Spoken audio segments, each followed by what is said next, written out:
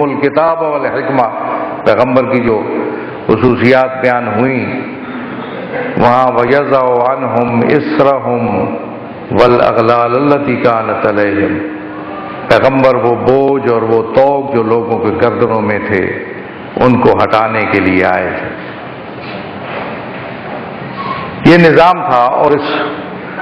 اس نظام کی اگر کوئی جہاں نظام کا اہتمام کیا انبیاء کے ذریعہ، اللہ تعالیٰ نے نظام کو سمجھانے کا، اس کی تبلیغ کا، اس کو پہنچانے کا، اس کی شرح کا، اس کی تفسیر کا اہتمام کیا، اِنَّا عَلَيْنَا جَمْعَهُ وَبَيَانَهُ، وہاں اس نظام کی حفاظت کا، اس کی نشر و اشاعت کا، اس کو اگلی نسلوں تک بڑھانے کا بھی اہتمام کیا گیا۔ اور میں یہ سمجھتا ہوں کہ جب ہم سوال اٹھائیں گے کہ تشیع کا کیا تعلق ہے اسلام سے، یا تشیع اور اسلام کا کیا ربط ہے، تو ہم کہہ سکتے ہیں کہ اسلام وہ پیغام تھا، وہ دین تھا، وہ نظام تھا، وہ ضابطۂ حیات تھا، وہ نظام تھا جو پیغمبر لائے تھے اللہ کی طرف سے، اور تشیع اس نظام کی حفاظت کا ذریعہ تھا، اس نظام کی نشر و اشاعت کا ذریعہ تھا، اس نظام کو آگے بڑھانے کا اور اس کے نفاذ کا ذریعہ تھا، جو خود پیغمبر گرامی قدر نے جس کی بنیاد رکھی۔ یا علی انت وشیعتک هم الفائزون۔ اور اسی طرح جب میدان غدیر میں جب کہا من کنت مولا فاز علی مولا، تو وہ اس تحفظ کا انتظام، اس نشر و اشاعت کا، اس نفاذ کا انتظام فرما رہے تھے پیغمبر گرامی قدر، جس نظام کو پیغمبر خود لائے تھے، جس پر نظام کو پیغمبر نے متعارف کرایا تھا، جس دین کو پیغمبر نے دنیا کے سامنے پیش کیا تھا۔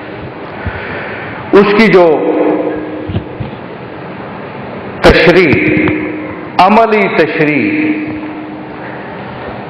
اس نظام کی، اس دین کی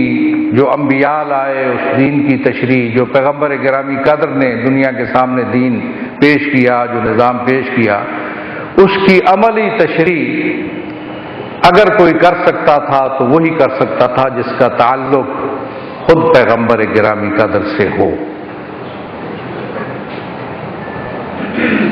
اس لیے جب سورہ برات کو مشرکین کے سامنے پڑھنے کا وقت آیا تو کہا گیا کہ پیغمبر یا خود تم اس کو لے کے جا کے پڑھ سکتے ہو، ان کے سامنے قرات کر سکتے ہو، یا وہ جو تمہارا بہت قریبی تعلق والا فرد ہے وہ پڑھ سکتا ہے۔ اس لیے علی بن ابی طالب کو بھیجا گیا۔ اسی حوالے سے اگر پیغمبر کے دین کی عملی تشریح اگر کوئی کر سکتا تھا تو وہ حسین ابن علی تھے، جو پیغمبر کے اس دیے ہوئے پیغام کی، اس نظام کی، اس دین کی عملی تشریح کر سکتے تھے، اس لیے کہ حسین ابن علی وحی الہی کے حوالے سے فرزند رسول تھے۔ کسی کا نسب بیان کرنا ہو تو تاریخوں کی طرف رجوع کیا جاتا ہے، تاریخ کی طرف رجوع کرتے ہیں، لوگوں سے پوچھا جاتا ہے کہ فلاں شخص کس کا بیٹا ہے، کس نسل سے ہے، کس کا فرزند ہے۔ حسین کی وہ شخصیت ہے جس کو وحی الہی نے فرزند رسول کہا ہے،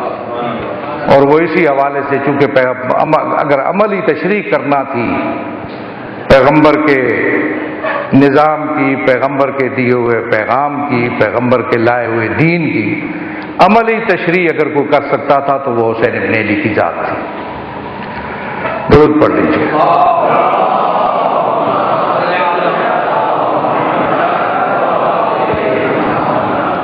میں سمجھتا ہوں کہ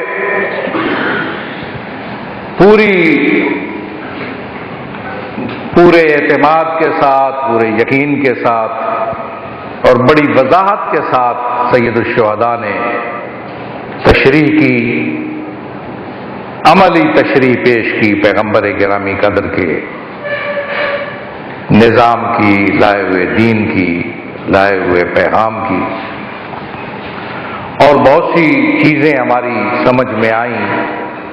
پیغمبر کے دین کے بہت سے مفاہیم ہم نے سمجھے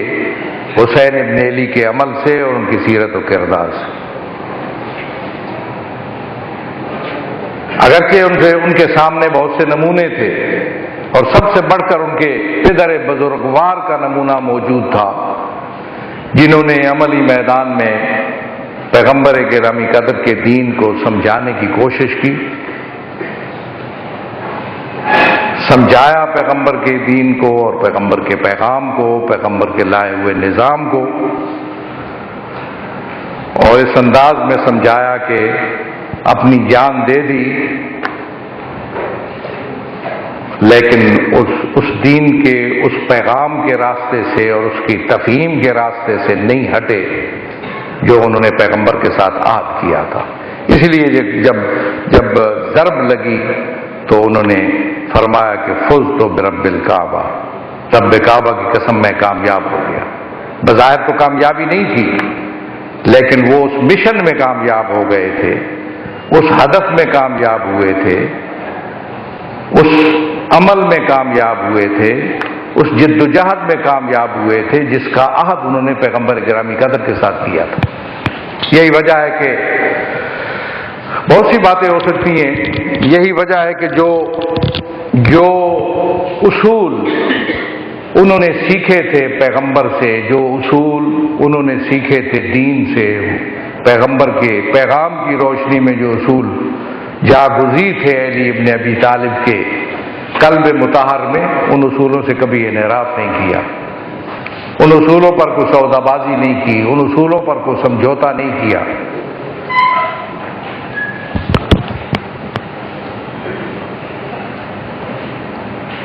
خلافت ان کو کی پیشکش ہوئی،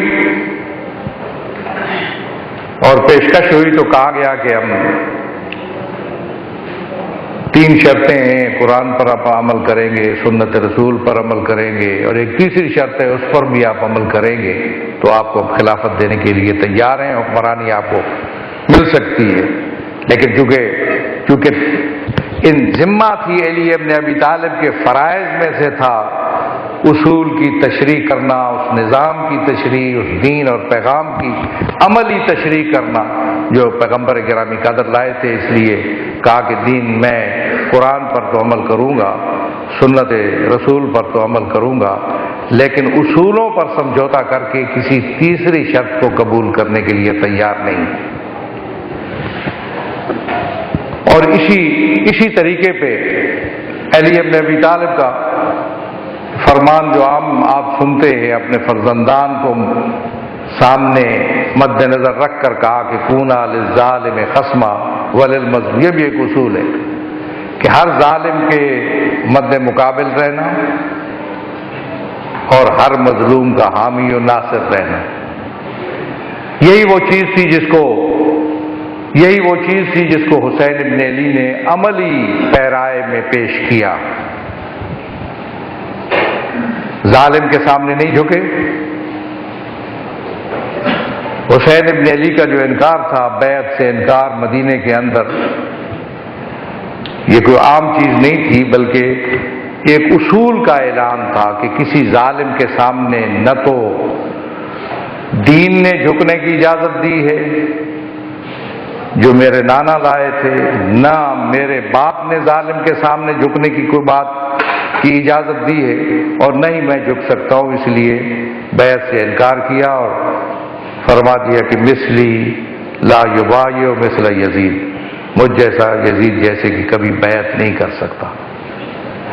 اور پھر اس کے ساتھ ساتھ ظاہر ہے ایک نظام مرکب ہوتا ہے 2 چیزوں سے، معروف اور منکر۔ کچھ چیزیں ایسی ہوتی ہیں جو اس میں اچھائیاں ہوتی ہیں، نیکیاں ہوتی ہیں، اچھے عمل ہوتے ہیں، اچھا کردار ہوتا ہے، اچھی جد و جہد ہوتی ہے، اور کچھ ایسے کام ہوتے ہیں جو برائی کے زمرے میں آتے ہیں، جو منکر کے زمرے میں آتے ہیں۔ حسین ابن علی نے واضح الفاظ میں کہا کہ میں امر بالمعروف اور نہی عن المنکر کے لیے نکلا ہوں، لا مخرج شرا ولا بطرا ولا مفسدا ولا ظالما، بل خرجت لطلب الاصلاح فی جد امت